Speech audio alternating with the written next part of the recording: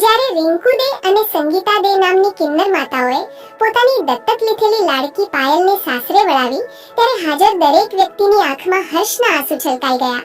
કિન્નર સમાજની મમતા અને એક દત્તક દીકરીનો અતૂટ સ્નેહ આજે ગોધરાની ધરતી પર માનવતાનું સૌથી સુંદર પ્રકરણ લખાયું છે.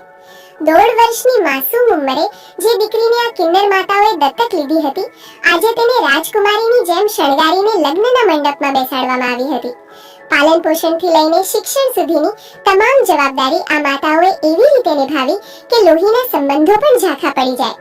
ગઈકાલે 14મી ફેબ્રુઆરીએ જ્યારે આણંદથી જાન આવી ત્યારે આખા કિન્નર સમાજે પાયલના લગ્નને એક ઉત્સવ બનાવી દીધો. મહત્વનું છે કે કિન્નર માતાઓએ આ દીકરી પાયલની માતાને પણ દત્તક લીધી હતી.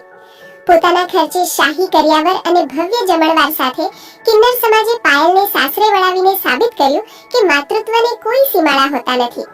દીકરીની વિદાય સમયે જ્યારે કિન્નર માતાઓએ ભાવુક બની આશીર્વાદ આપ્યા ત્યારે સમગ્ર વાતાવરણ મમતામય બની ગયું હતું. ખરેખર કિન્નર સમાજની આ પહેલ સમાજમાં સમાનતા અને પ્રેમનો એક અમર સંદેશ આપી ગઈ છે.